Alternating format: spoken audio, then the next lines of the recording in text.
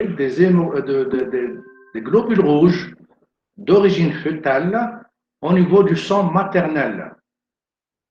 Et donc, on fait ce test pour détecter l'éventualité ou bien la possibilité d'une sensibilisation et par la suite d'une hémolyse éventuellement chez le fœtus.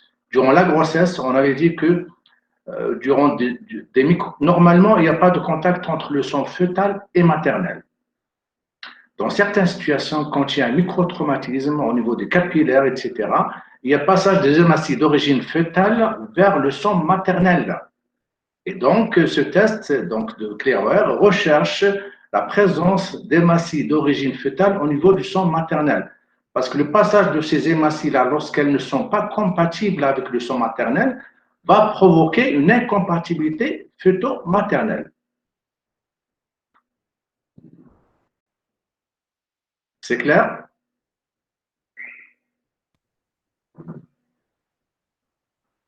OK.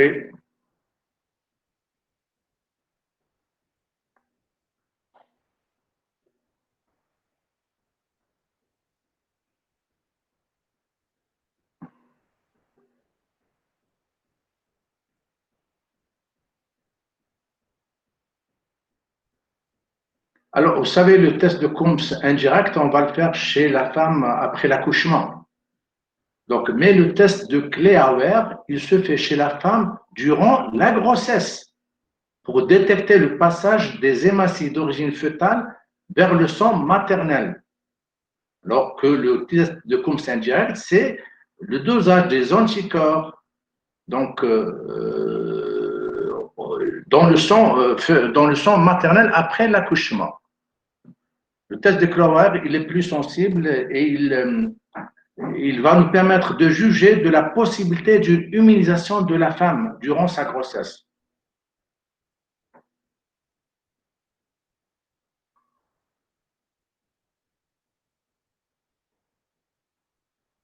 On passe au cours, s'il vous plaît, parce qu'il est déjà 13 heures et c'est un cours qui est assez lent et qui est très, très important en néonatologie.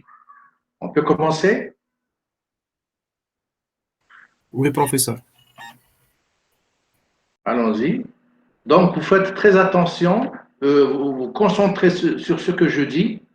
Les mots-clés sont tous inscrits sur le tableau, sur les diapositives. Donc, ne vous en faites pas, on va aller pas à pas. Et si vous ne comprenez pas quelque chose, en fin du cours, on pourra intervenir. Alors, les détresses respiratoires chez On ne nous. voit pas votre écran. Pardon? Vous ne le voyez pas? Oui. Ah, attendez, oui, oui. Donc, voilà.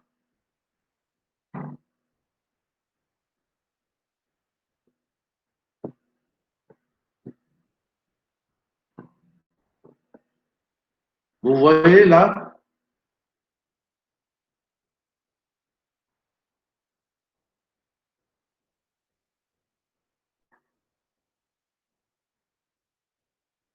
Vous voyez l'écran?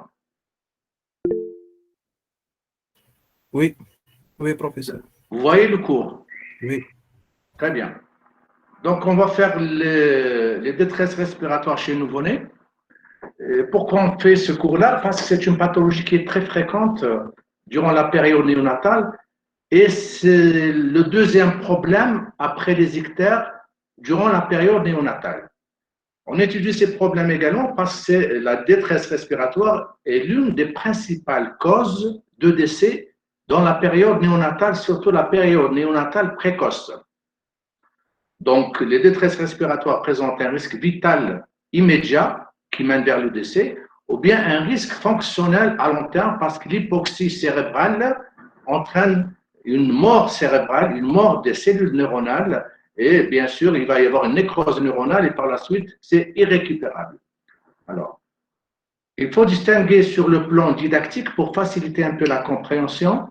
On va distinguer les détresses respiratoires d'origine médicale et les détresses respiratoires d'origine chirurgicale. Alors, lors d'une détresse respiratoire, l'hypoxie et par la suite l'acidose causent des lésions cérébrales irréversibles. C'est là la gravité de la détresse respiratoire. C'est lorsque le nouveau-né va survivre à la suite d'une réanimation, mais il peut garder des séquelles neurologiques irréversibles. Alors, rappel physiologique, vous savez très bien que le fœtus, durant la période, bien sûr, fœtale, il ne respire pas. Donc, les échanges gazeux se font à travers la plaque placentaire. Donc, c'est la circulation placentaire qui va permettre l'oxygénation du fœtus là. Alors, les poumons ne sont pas fonctionnels et ils sont bien sûr anatomiquement, ils sont complets, surtout après 24-25 semaines, anatomiquement parlant. Ils sont là, ils sont prêts, ils sont bien formés. Mais sur le plan fonctionnel, les poumons ne commencent à être fonctionnels qu'à partir de 34-35 semaines de gestation. Alors, durant cette période fœtale, il n'y a pas de mouvement respiratoire et les alvéoles qui, normalement, pendant la vie extra-utérine, les alvéoles sont remplis d'air.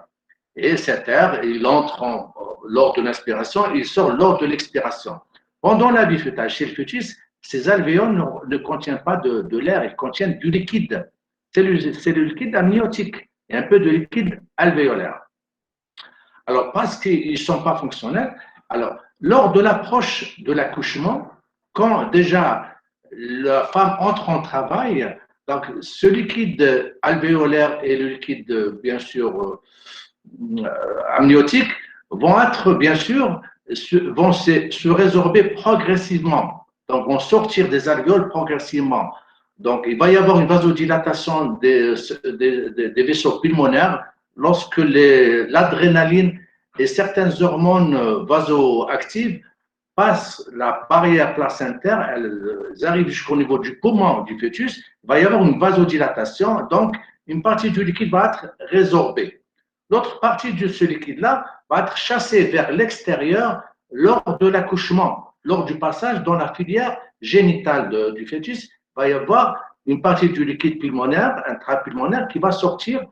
Cela va permettre de vider les alvéoles de liquide qui vont être remplis par de l'air lors du premier cri. Le premier cri du nouveau-né va servir à faire entrer de l'air vers les poumons. Alors, lors de l'expiration, normalement, les alvéoles vont se collaber parce qu'elles vont se vider. Alors, et lors d'une deuxième inspiration, il faut que ces alvéoles s'ouvrent à nouveau. Alors, il y a une substance importante au niveau des poumons, des alvéoles, c'est le surfactant.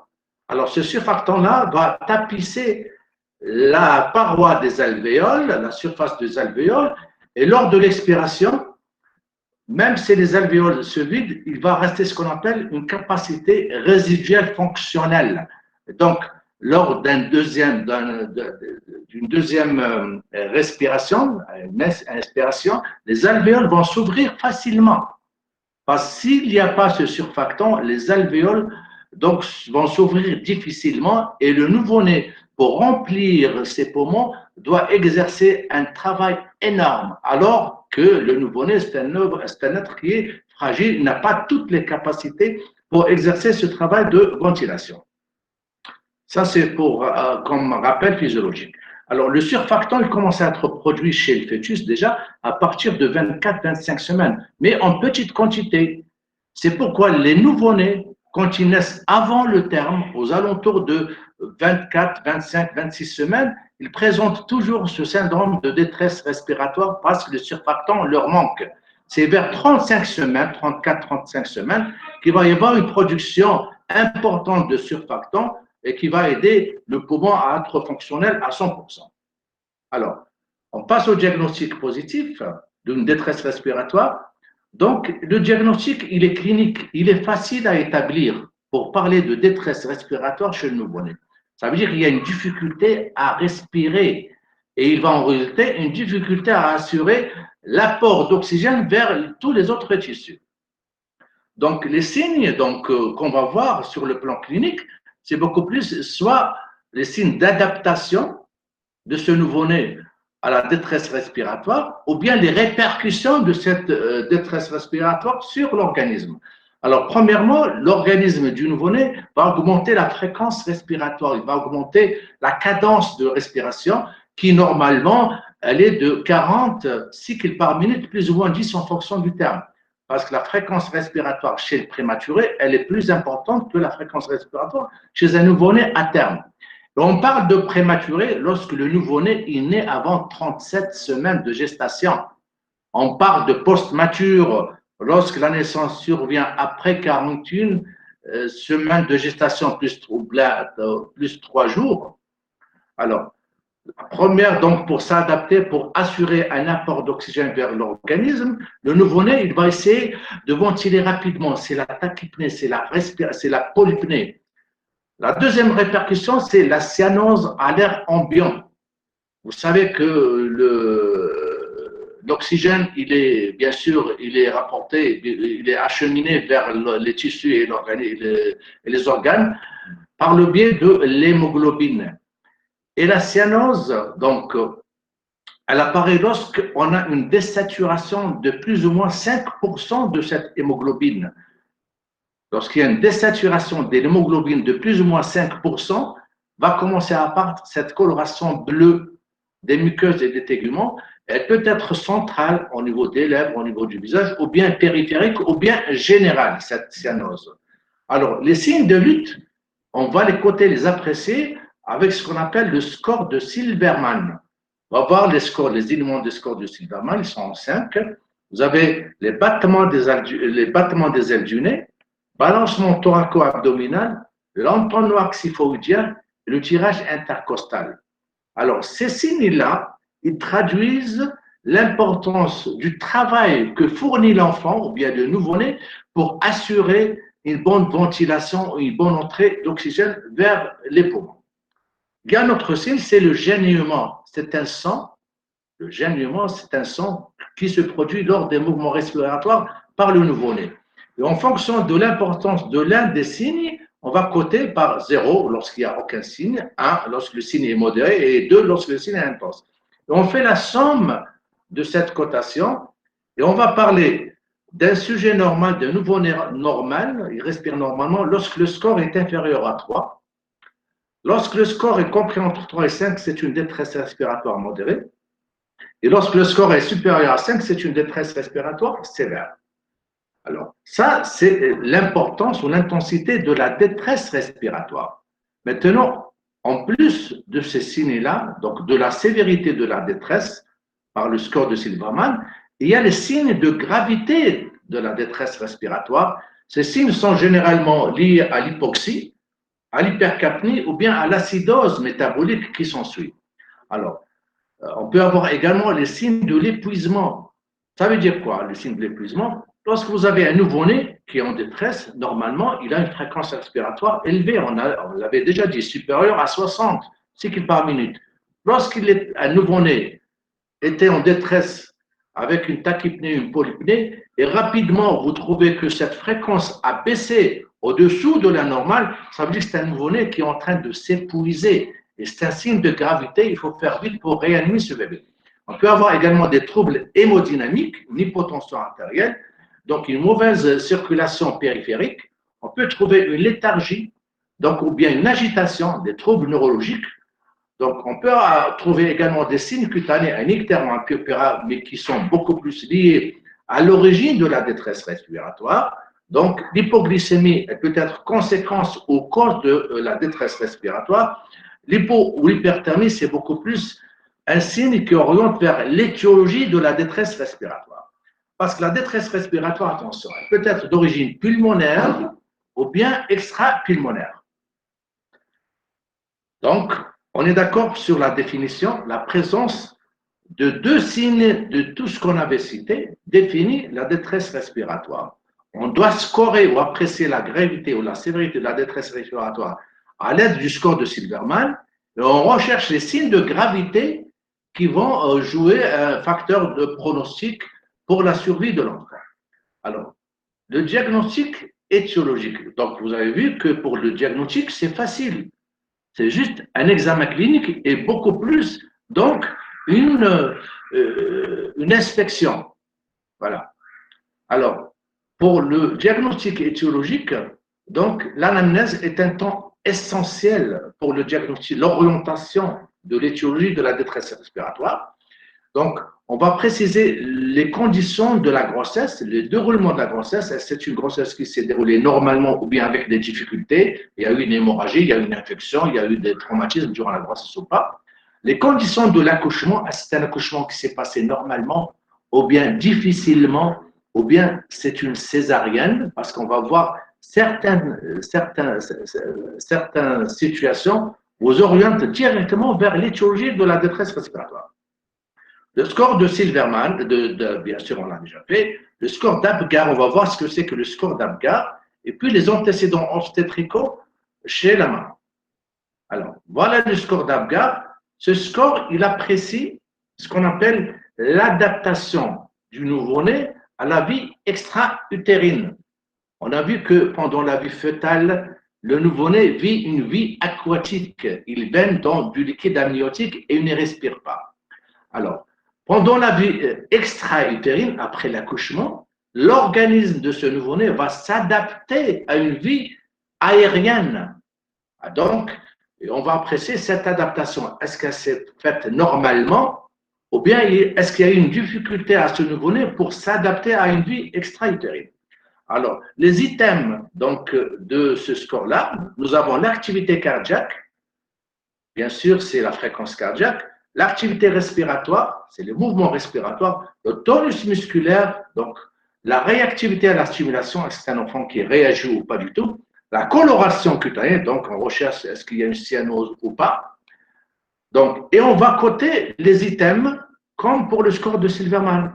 Donc, chaque paramètre, on lui donne une cotation de 0 jusqu'à 2 en fonction de l'importance de signe. Par la suite, on va voir le score.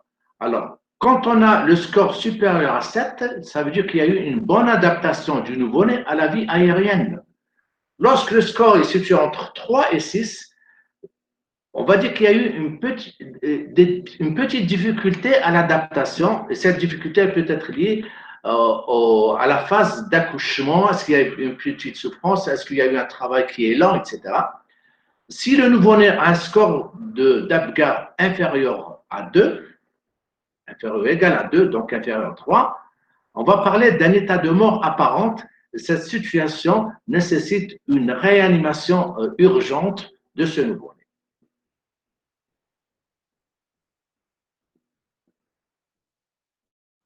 Alors, l'examen clinique, on avait dit l'anamnèse, premièrement. Deuxièmement, c'est l'examen clinique. C'est un examen qui doit être sommaire, rapide, et les conditions de l'examen clinique chez un nouveau-né, la règle des 4. Ne pas refroidir, il faut que l'enfant soit dans une ambiance de normothermie. Il ne faut pas qu'il ait trop chaud, il ne faut pas qu'il ait trop froid. Il faut être doux, donc avec douceur. Il ne faut pas traumatiser l'enfant pour l'examiner. Donc ne pas traumatiser, ne pas refroidir avec asepsie pour ne pas l'infecter, parce que pendant la vie fœtale, le liquide amniotique est un liquide aseptique. Et puis, il faut toujours une source d'oxygénation. On va rechercher les signes de maturité. Est-ce que c'est un enfant prématuré ou bien est-ce que c'est un post-mature? On va rechercher à l'inspection, bien sûr, les malformations qui sont visibles. Et il y a une règle, donc, chez le nouveau-né, l'examen du nouveau-né commence de la tête jusqu'aux pieds. Et on commence toujours par l'extrémité céphalique jusqu'au niveau des pieds. Alors, on va rechercher sommairement, est-ce qu'il y a une malformation, est-ce qu'il y a un syndrome dysmorphique, etc., au niveau du visage, ou bien au niveau de l'abdomen, ou bien au niveau de la région cervicale, etc. On fait les mensurations anthropométriques pour savoir est-ce qu'il y a eu une bonne croissance durant la vie fœtale ou pas. On apprécie l'état des téguments, ça veut dire on recherche un ictère, un purpura, un sclérème ou bien un œdème qui vont nous orienter vers l'une ou l'autre des étiologies des détresses respiratoires. On examine bien sûr l'extrémité céphalique, le nez, la bouche, le cou. On descend vers le tronc, l'appareil cardio-respiratoire, l'abdomen, et on descend jusqu'au niveau des orteils. Et on va faire un examen sommaire de l'état neurologique. Est-ce qu'il y a une hypotonie? Est-ce qu'il y a un tonus normal, etc. Pour les examens paracliniques, on ne demande pas beaucoup de choses pour s'orienter vers l'étiologie d'une détresse respiratoire chez le nouveau-né. Le seul examen qu'on doit demander chez un nouveau-né en détresse respiratoire, c'est une radiographie standard thoraco-abdominale avec une sonde radio-opaque placée du nez vers l'estomac. Alors, le bilan biologique, c'est beaucoup plus pour avoir le retentissement de cette détresse respiratoire, ce qu'il y a une acidose, etc. Ou bien parfois, ça oriente vers l'étiologie. Quand on a les stigmates de l'infection, la détresse respiratoire, on va la relier à un sepsis ou bien une infection pulmonaire, beaucoup plus. Donc, après avoir passé ces différentes étapes, on va avoir une orientation vers l'étiologie de cette détresse respiratoire. Et pour faciliter, bien sûr, la compréhension, on va voir, donc, on a toujours dit, on passe de l'extrémité céphalique vers l'extrémité inférieure chez le nouveau-né. Alors, on distinguera les anomalies des voies aériennes supérieures. Donc, ces anomalies-là, elles se caractérisent par une détresse respiratoire à type de polypnée ou de bradypnée inspiratoire avec un tirage susternal. Tout ce qui touche les voies aériennes supérieures, c'est susternal. Le tirage, il est susternal. Avec un rejet de la tête vers l'arrière et modification du cri. Donc, ça vous oriente vers une étiologie des voies aériennes supérieures. On peut avoir bien sûr ces anomalies soit au niveau laryngé, donc on peut avoir une agénésie des narines, on peut avoir un syndrome de Pierre-Robin. On va vous montrer l'image d'un syndrome de Pierre-Robin. Il peut s'agir d'une atrésie des coanes. Et comment vous suspectez l'enfant qui a une atrésie des coanes? C'est un enfant qui a une détresse respiratoire qui est beaucoup plus modérée. C'est un enfant, c'est un nouveau-né plutôt, qui respire avec une bouche ouverte. Un nouveau-né normal respire bouche fermée. Si vous voyez un nouveau-né en détresse avec une bouche ouverte, vous suspectez une anomalie des voies aériennes supérieures et surtout au niveau des narines. Soit c'est une agénésie ou bien une atrésie des coanes. Et comment faire le diagnostic? On fait le test de la sonde. Avec une sonde nasale, on place le bout de la sonde nasale et on fait une progression. Si la sonde bute à 1 ou 2 cm, ça veut dire qu'il y a une atrésie des coanes, donc il n'y a pas d'air qui passe dans les fosses nasales et vers les voies aériennes supérieures. On peut avoir un kyste de la base de la langue. Juste à l'inspection, vous remarquez que l'enfant il a une macroglossie, il ne peut pas fermer la bouche parce qu'il y a une grosse langue, et à la base, il y a un kyste. Vous descendez par la suite, on peut avoir des obstacles laryngés. Généralement, il y a un cri, un stridor lors des mouvements respiratoires et la voix est rauque ou bien étouffée. On peut avoir ça, tout ça, ce sont des causes malformatives ou bien chirurgicales à l'étage supérieur.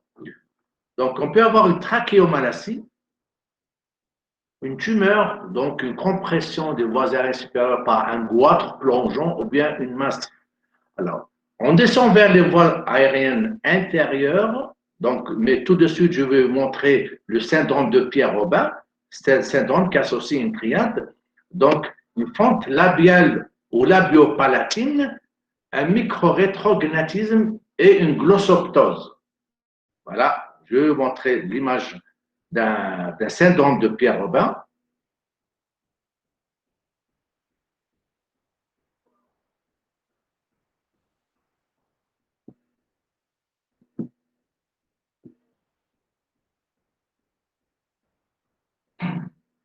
Vous voyez là l'image? Oui, professeur. Voilà. Vous voyez quand même, sur le massif facial, vous allez avoir donc un micro-rétrognatisme. Ça veut dire que le menton, il est petit et il est retiré en arrière. Et là, vous voyez en haut, c'est une fente labiale et en même temps palatine. Donc, fente labiopalatine. Et donc, il y a également ce qu'on appelle la glossoptose.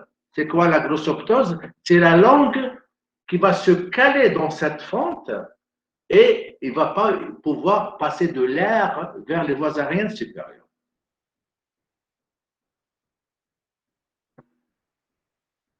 On revient à notre cours. Voilà. Donc, c'était le syndrome de Pierre-Robin. Donc, maintenant, on passe aux anomalies des voies aériennes inférieures. donc les causes médicales ou bien les causes malformatives, la première cause, les détresses respiratoires ou bien syndrome de détresse respiratoire chez le nouveau-né, et surtout chez le nouveau-né prématuré, on avait dit c'est la maladie des membranes hyalines, MMH, ou bien chez les anglo-saxons, c'est le syndrome de détresse respiratoire. Alors, se rencontre surtout chez les prématurés de moins de 35 semaines, et vous savez pourquoi maintenant. C'est une détresse respiratoire qui est précoce. Une détresse respiratoire est dite précoce lorsqu'elle apparaît les premières heures de la vie. Alors, avec des signes de rétraction marqués et une diminution ou disparition du murmure vésiculaire. Et à la radio du thorax, on va avoir des anomalies caractéristiques, donc des anomalies caractéristiques qu'on va classer ou bien stadifier en 4 stades selon le niveau de gravité. On va voir tout de suite donc quelques radios de syndrome de détresse respiratoire ou bien de maladie de membrane hyaline. Alors, en fait, quand il y a un syndrome de détresse respiratoire ou bien une maladie de membrane hyaline, l'absence de surfactant au niveau des alvéoles, lors des premiers mouvements respiratoires, inspiration, expiration, donc les alvéoles vont se collaber, elles vont plus pouvoir se réouvrir facilement. Il va y avoir formation de fibrine au niveau de ces alvéoles, donc, et ça va constituer des espaces shunt. Donc, ce sont des alvéoles qui ne vont pas pouvoir être ventilés correctement. Donc, le traitement, il y a un traitement prophylactique, la prévention, pour prévenir l'apparition d'un syndrome de détresse respiratoire lié à la maladie des membranes hyalines. On fait l'injection de corticoïdes chez la femme avant l'accouchement. En fait, les corticoïdes vont faire accélérer la maturation pulmonaire et la production de surfactants chez le fœtus. Ça, c'est avant l'accouchement. Et après l'accouchement, on va faire ce qu'on appelle une ventilation non invasive. C'est quoi la ventilation non invasive? C'est qu'on va maintenir une capacité résiduelle fonctionnelle en fin d'expiration grâce à l'application d'une pression positive, la CPAP nasale ou bien la continuous pressure donc positive. Alors, au niveau du service de néonatologie à Batna, on dispose déjà de 3 ou 4 appareils donc de ventilation non invasive type CPAP nasal. Lorsque cette technique ne donne pas de bons résultats, on peut assurer une ventilation mécanique en pression positive continue, mais c'est rare qu'on tombe dans cette situation. Parce que maintenant, grâce à l'administration de surfactants, grâce à l'application de la CPAP nasale dès les premières heures de naissance, on évite le passage à des complications. Bien sûr, en plus de cela, on injecte du surfactant. Bien sûr, lors de l'intubation, on fait l'instillation de surfactants artificiels pour assurer donc une bonne expansion des alvéoles après l'expiration. Voilà. Donc, on va vous montrer quelques radios.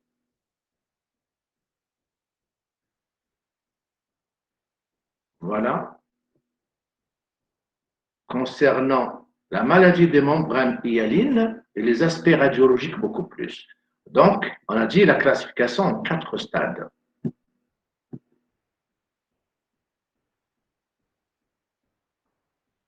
Voilà.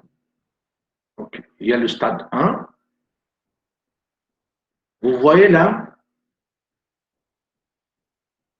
Vous voyez les clichés? Oui, professeur.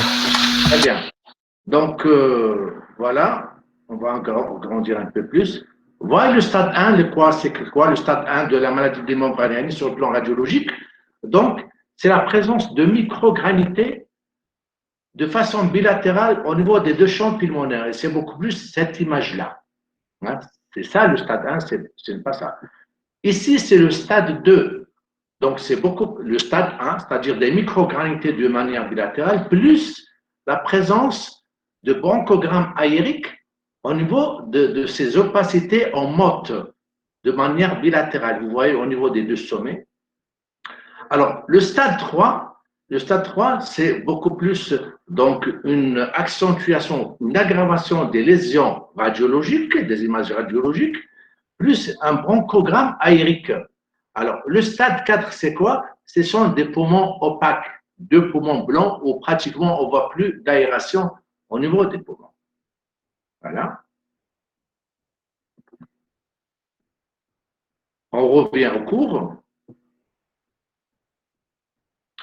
Donc, la deuxième étiologie, par ordre de fréquence, hein, d'origine médicale ou bien non malformative des détresses respiratoires chez le nouveau-né, c'est ce qu'on appelle la tachypnée transitoire.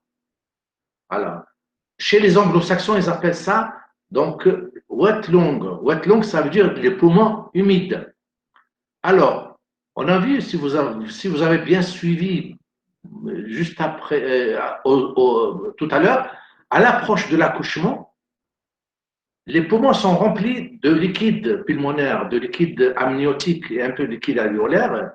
Alors, ce liquide, il commence par se résorber à l'approche de l'accouchement grâce à une résorption vasculaire qui est due à la libération des hormones vasoactives d'origine maternelle, d'une part, et d'autre part, donc c'est dû au passage de la filière génitale, donc ça va exercer donc une pression négative et le liquide va sortir vers l'extérieur. Et puis, dans les heures qui suivent l'accouchement, il va y avoir une résorption par les lymphatiques. Dans certaines situations, le processus de l'accouchement n'a pas lieu. On parle d'extraction fœtale par voie haute, la césarienne.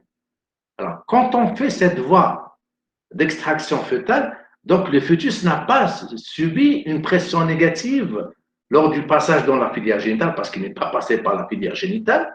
Et donc, une partie du liquide va rester en intra-alvéolaire.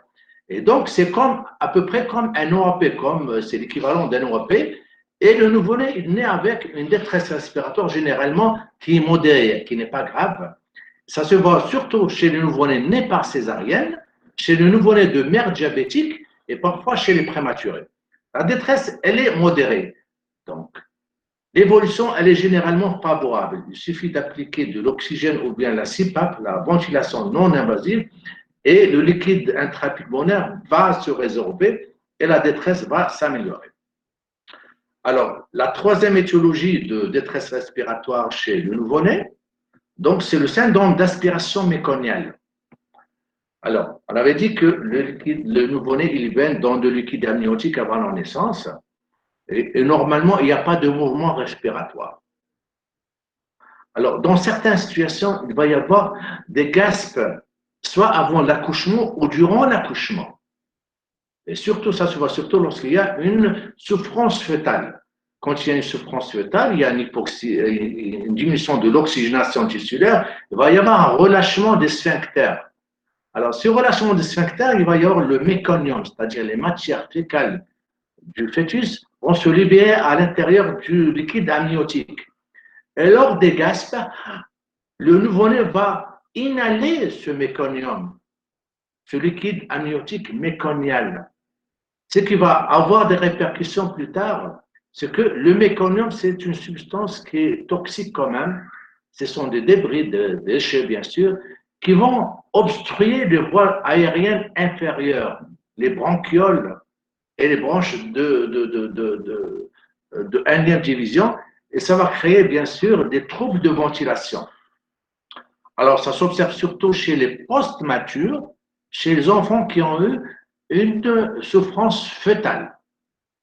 Alors, quand vous faites, bien sûr, le contexte, il va vous orienter vers le SAM, le syndrome d'aspiration méconiale, parce que généralement, le liquide amniotique, il est verdâtre, mélangé avec du méconium, et il y a le contexte de souffrance fœtale. Là, quand un nouveau-né, vous avez un nouveau-né en détresse respiratoire avec ce contexte-là, vous êtes rapidement orienté vers un syndrome d'aspiration du liquide méconial. Alors, une autre étiologie, la quatrième étiologie des détresses respiratoires d'origine médicale, c'est l'infection pulmonaire. Les infections pulmonaires, bien sûr, sont l'une des causes des détresses respiratoires chez les nouveau-nés. Les infections pulmonaires, on peut avoir un syndrome de détresse respiratoire dans les sepsis, dans les septicémies, si vous voulez. Alors, l'hémorragie pulmonaire également est l'une des étiologies des détresses respiratoires. Et généralement, vous avez un syndrome de détresse respiratoire avec une pâleur intense Donc, ça vous oriente vers une hémorragie. Et quand vous faites une aspiration des poumons, vous allez trouver donc du sang dans les poumons. Les autres causes d'origine, les autres causes de détresse respiratoire chez nous, c'est l'œdème aigu du poumon, c'est le poumon hypovolémique, l'emphysème interstitiel, le pneumothorax. Le pneumothorax est une des urgences vitales. Quand vous avez un pneumothorax suffocant ou bien important, le premier geste à faire, c'est l'exsufflation à l'aiguille. Et comment vous faites le diagnostic d'un pneumothorax? Donc, généralement, c'est un nouveau-né qui, après quelques heures, ou bien après une réanimation, va présenter une détresse qui va s'accentuer avec une cyanose, une désaturation. En plus de ça, vous avez un thorax qui est surdistendu. Vous faites ce qu'on appelle l'épreuve de la transillumination. Ça veut dire quoi? Vous placez votre torche ou bien une source de lumière sur le thorax, une partie du thorax. Vous voyez que la lumière, elle passe à travers ce thorax-là. Et donc, c'est un pneumothorax. Vous faites une radio du poumon et vous posez rapidement le diagnostic. Alors, le seul geste qui peut sauver le pneumothorax suffocant, c'est l'exsufflation à l'aiguille. Vous placez une aiguille dans un espace, dans le deuxième espace intercostal, pour faire une exsufflation et permettre au poumon de revenir à sa place. Alors, les autres causes, donc, de détresse respiratoire, donc les causes malformatives, on peut avoir une agénésie pulmonaire, c'est-à-dire l'absence de développement d'un poumon, l'hypoplasie pulmonaire, la séquestration pulmonaire, ça veut dire que c'est un territoire pulmonaire qui est ventilé, mais qui n'est pas vascularisé. On peut avoir le kyste bronchogénique, c'est une malformation bronchique, et l'emphysème lobaire géant, c'est l'une des urgences vitales également, parce qu'un emphysème lobaire géant nécessite une intervention en urgence. Les autres causes malformatives, d'origine malformative des détresses respiratoires, vous avez la fistule œsotrachéale isolée ou associée à l'atrésie de l'œsophage. L'atrésie de l'œsophage est une des extrêmes urgences également qui nécessite une intervention dans les premières heures avant que du liquide donc, passe dans les poumons. C'est quoi l'atrésie de l'œsophage? Donc, c'est l'absence de continuité dans le tube digestif, dans l'œsophage et l'estomac. Alors, comment on soupçonne l'atrésie de l'œsophage? Déjà, le diagnostic peut être posé en anténatal, l'échographie, ou bien après la naissance, vous avez un nouveau-né qui est tout à fait normal, vous l'examinez, il est tout à fait normal. Quelques minutes après, vous allez trouver un nouveau-né avec beaucoup de salive dans la cavité buccale. Vous aspirez normalement. Quelques minutes après, vous revenez, vous trouvez encore de la salive. Ça veut dire que cette salive ne passe pas dans le tube digestif. Alors, qu'est-ce qu'on fait? On fait le test à la sonde. On va placer une sonde nasogastrique, radio-opaque.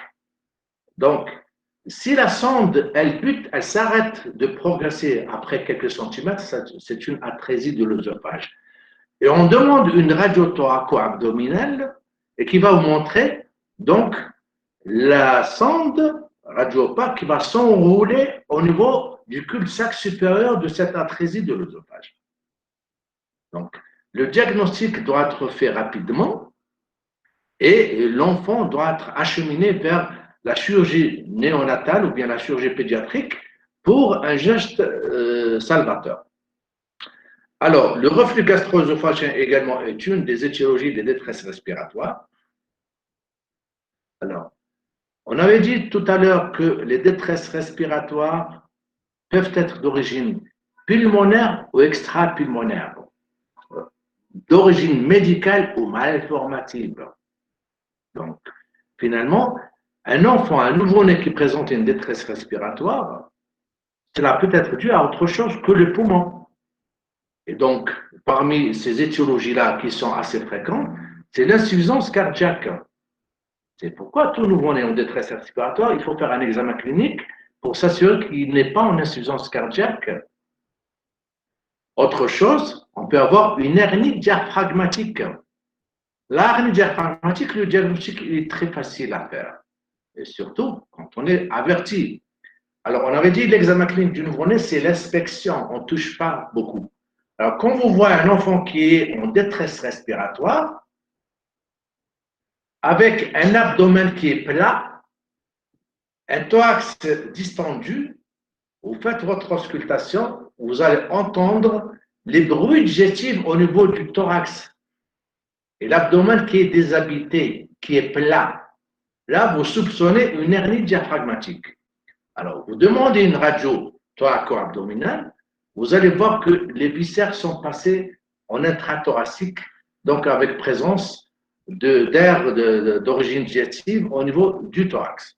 Et donc, également, la hernie diaphragmatique est une urgence chirurgicale des premières heures. Alors, on peut avoir bien sûr des maladies neuromusculaires qui peuvent entraver la mécanique ventilatoire chez le nouveau-né, entraîne une détresse respiratoire. C'est pourquoi l'étude du tonus du nouveau-né est importante. On peut avoir une détresse respiratoire d'origine métabolique. L'hypoglycémie peut donner un syndrome de détresse respiratoire. L'hypocalcémie peut donner un syndrome de détresse respiratoire. L'acidose métabolique peut donner un syndrome de détresse respiratoire. Et l'anémie peut donner un syndrome de détresse respiratoire. Donc finalement, c'est un diagnostic différentiel. Vous voyez? Le traitement, il y a deux volets. Il y a le traitement symptomatique de l'hypoxie. Il faut rapidement corriger cette hypoxie, cette hypoxémie. Et puis, un traitement étiologique en fonction de l'étiologie. Alors, c'est pourquoi il y a des mesures symptomatiques et des mesures et un traitement étiologique. Voilà. Alors, c'est la mise en condition, premièrement. Ça veut dire mettre le nouveau-né à l'aise. Alors, mettre au niveau à l'aise, ça veut dire qu'il faut libérer les voies aériennes supérieures, toutes les sécrétions. Donc, le bon positionnement du nouveau-né avec une tête discrètement, donc pas en hyperextension, pas en flexion. Donc, libérer les voies aériennes supérieures, respecter la règle des 4 voies. Ça veut dire quoi? Arrêter l'alimentation, placer une sonde gastrique, placer une sonde d'oxygène, avoir une voie d'abord et mettre en place une sonde vésicale. Alors, l'oxygène, il faut respecter les règles de conduite pour l'oxygénothérapie. Il faut que ce soit un oxygène réchauffé, humidifié et monitoré. Ça veut dire qu'il faut donner juste la quantité dont a besoin l'enfant. Si vous ne donnez pas assez d'oxygène, l'enfant reste en hypoxie. Si vous donnez trop d'oxygène, vous risquez d'entraîner des complications. Parce que comment réagit l'organisme à l'oxygène? Normalement, la saturation en oxygène, elle est entre 92 et 94. Alors, quand il y a une hypoxie, il y a une commande vers le cerveau pour assurer un afflux important d'oxygène, soit en hyperventilant, soit en tirant, etc. Quand il y a trop d'oxygène, il va y avoir une vasoconstriction commandée par le vaisseau, le cerveau plutôt, et cette vasoconstriction va aggraver la situation, il va y avoir une hypoxie, et une hypooxygénation, et puis une mort neuronale. Parce que l'hypoxémie, c'est la nécrose cellulaire. D'accord? Alors, il faut donc donner sous contrôle de la saturation. Alors, dans certaines situations, on est emmené à assurer une ventilation non invasive par le biais soit d'une CPAP nasale, pression positive continue par voie nasale, ou bien après intubation et ventilation mécanique. Il faut assurer un bon équilibre thermique, la zone de neutralité thermique. Il faut assurer un bon apport hydroélectrolytique. Il ne faut pas que l'enfant soit déshydraté. Et puis la polypnie, vous savez très bien qu'elle entraîne une perte hydrique et risque de déshydratation, surtout que l'enfant ne peut pas être allaité rapidement. Donc, il faut assurer un bon équilibre acido-basique bien sûr, et une surveillance des gaz du sang. Le traitement spécifique, bien sûr, il est en fonction de l'étiologie. Dans une maladie des membranes hyalines, on avait dit qu'il faut commencer par donc, la mise en place d'une CPAP ou bien l'administration de surfactants, en plus de l'oxygène, bien sûr. Dans une infection, il faut donner un traitement antibiotique. Dans une malformation telle que l'atrésie des voies, plutôt la gélisite narinaire ou bien l'atrésie des couronnes, il faut bien sûr le geste chirurgical pour rétablir la continuité des voies aériennes supérieures. Dans une hernie diaphragmatique, bien sûr, il faut préparer l'enfant à la chirurgie. Dans une atrésie d'œsophage, également, il faut préparer l'enfant à la chirurgie. Et donc, dans chaque situation, en plus des mesures symptomatiques, du traitement symptomatique, il y a le traitement étiologique spécifique. Alors, si l'on se résume, bien sûr, en fin du cours, définition de la détresse respiratoire, c'est toutes les difficultés qui entravent l'arrivée de l'oxygène à l'organisme, quelle que soit l'étiologie. Parce que l'étiologie, elle peut être un problème au niveau pulmonaire ou bien extra-pulmonaire. Pour reconnaître la détresse respiratoire, vous avez deux signes de tout ce qu'on avait cité. La polypnée, la cyanose et les signes de lutte. Le tirage, le battement des ailes du nez, l'entonnoir xyphoïdien, le gênement expiratoire, etc. Donc, et il suffit qu'il y ait deux signes cliniques pour parler de détresse respiratoire. Et devant une détresse respiratoire, en plus de l'étude ou bien de la cotation de la sévérité de la détresse, on recherche les signes de gravité ou bien les signes aggravants. On avait déjà cité les signes neurologiques, les signes hémodynamiques, donc les signes de l'épuisement, l'hypoglycémie, l'hypocalcémie, le sepsis, tout ça, c'est des facteurs aggravants. Donc, rapidement, il faut ramener de l'oxygène dans des conditions optimales, ça veut dire un oxygène qui est réchauffé, humidifié, sous contrôle de la saturation. Cet oxygène, c'est soit par masque, soit par sonde, soit par ventilation non invasive. Ou bien, dans certaines situations graves, on peut être amené à intuber l'enfant et le placer sous ventilation mécanique. Rapidement après avoir donné ce traitement symptomatique, on recherche l'étiologie de cette détresse respiratoire. Donc, et pour faciliter la compréhension, la détresse respiratoire, elle peut être d'origine pulmonaire. Et dans les causes pulmonaires, voici les causes les plus importantes. La maladie des membranes hyalines, le syndrome d'aspiration du liquide méconial, la tachypnée transitoire et les infections pulmonaires. Alors, pour les causes extra-pulmonaires, nous avons l'insuffisance cardiaque, l'anémie, l'hypoglycémie, l'hypocalcémie et les causes neuromusculaires, les hypotonies sévères. Pour les causes malformatives, vous avez l'atrésie des Cohen, le syndrome de Pierre-Robin, la hernie diaphragmatique et l'atrésie de l'œsophage.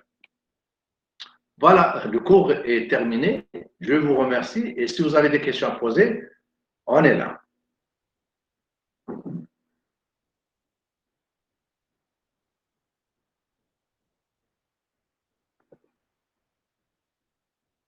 Alors, je vais essayer de lire pour vous répondre à vos questions. Vous m'entendez, s'il vous plaît? Oui, professeur. D'accord. Donc, je vais lire vos questions et répondre en même temps. Voilà les questions. Pourquoi le liquide amniotique? Bon, micrognatisme. Micrognatisme. Ça veut dire le montant qui est petit. Et dans le Pierre-Robin, il y a le rétro-micrognatisme. Ça veut dire que le montant, il est petit et retiré en arrière. Vous avez vu l'image. Alors, pourquoi le liquide amniotique est verdâtre? Le liquide amniotique, normalement, il est clair. Et il devient verdâtre lorsque le liquide est teinté ou bien souillé par du méconium. Le méconium, ce sont les matières fécales du fœtus. Normalement, le liquide amniotique, il est limpide. Quand il y a une souffrance fœtale, j'ai déjà dit qu'il va y avoir un relâchement du sphincter anal. Ce relâchement sphinctérien va permettre le passage des matières fécales dans le liquide amniotique et il devient verdâtre. Alors, que veut dire la ventilation en pression positive? La ventilation en pression positive, ça veut dire qu'on va appliquer une pression lors de l'inspiration. Lors de l'expiration, on va maintenir une certaine pression d'eau pour que les alvéoles ne se ferment pas complètement. Et ça va entraîner ou bien ça va maintenir une CRF. La CRF, c'est la capacité résiduelle fonctionnelle qui permet aux alvéoles de fonctionner normalement. Quels sont les mécanismes qui peuvent provoquer une hyperoxygénation? C'est quand vous donnez un hyperdébit d'oxygène. Si par exemple le nouveau-né a besoin juste de 3 litres d'oxygène à 21% ou bien à 30%, attention, il faut qu'il y ait un mélange air-oxygène. Il ne faut jamais donner de l'oxygène pur, sinon vous tuez l'enfant. Vous entraînez une hyperoxie et par la suite, l'une des complications de l'hyperoxie, c'est quoi? C'est la cécité. Parce que quand il va y avoir une hyperoxygénation, le cerveau, qu'est-ce qu'il va dire à l'organisme? Attention, il y a trop d'oxygène, faites une vasoconstriction. La vasoconstriction de l'artère centrale de la rétine va entraîner une nécrose de cette rétine-là, et l'enfant va vivre certainement, mais il va être aveugle par la suite. Le SAM, c'est le syndrome d'aspiration du liquide amniotique méconial. C'est ça le SAM. Syndrome d'aspiration méconiale.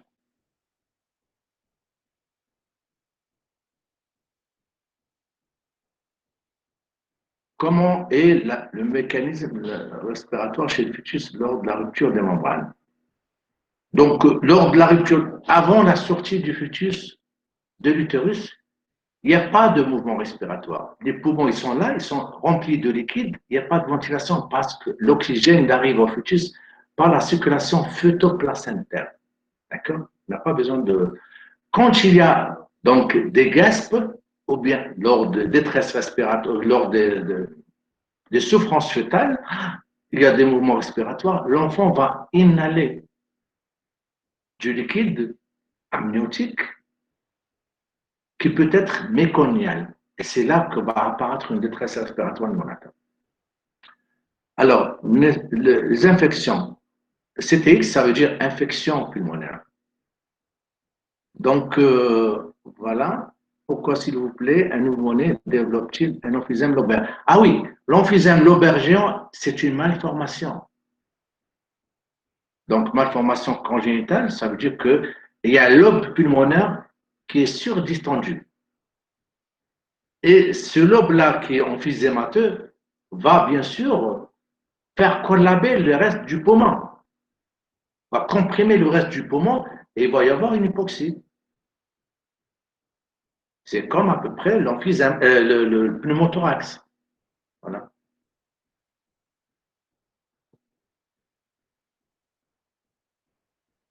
J'espère que le cours était, bon, il n'était pas superficiel, on vous a donné l'essentiel.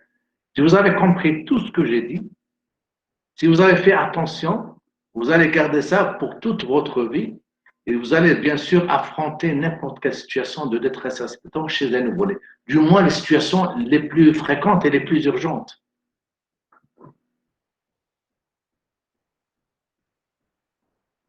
Donc, la tachypnée transitoire, oui, TT, c'est tachypnée transitoire. C'est ce qu'on appelle de wet lung, le poumon humide. C'est que lorsque le nouveau-né, ou bien le fœtus, n'a pas eu le temps de faire une bonne résorption du liquide pulmonaire, du liquide alvéolaire, notamment lorsque l'accouchement ou l'extraction du fœtus a eu lieu par césarienne, par voie haute, et avant le début du travail. Wet lung, c'est ça, la tachypnée transitoire.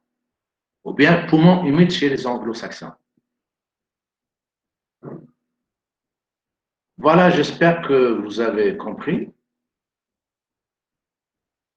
Moi, j'aurais terminé mon programme, c'est-à-dire là où je devais intervenir, parce qu'en principe, pour cette rotation, on a réduit le nombre de cours vu les circonstances et vu que le module ne va pas se passer sur 9 semaines. Donc, on vous a présenté les cours les plus importants. Les ictères, parce que c'est une situation assez. C'est la première pathologie en néonatologie. Les détresses respiratoires, c'est la deuxième étiologie donc des hospitalisations en néonat, et c'est l'une des premières causes de mortalité chez les nouveau-nés. Les infections, c'est également fréquent, mais ce n'est pas très grave. Donc, les anémies, on a fait une partie du cours avec les ictères, pour les étiologies des anémies, c'est les hémolysés, etc. Voilà. Mais si vous avez des questions, vous pouvez toujours me les poser via Internet, via mon site. Vous avez les cours sur mon site personnel ou bien le site de la faculté de médecine. Tous mes cours sont téléchargeables. Voilà, je vous remercie et à une prochaine fois, Inch'Allah.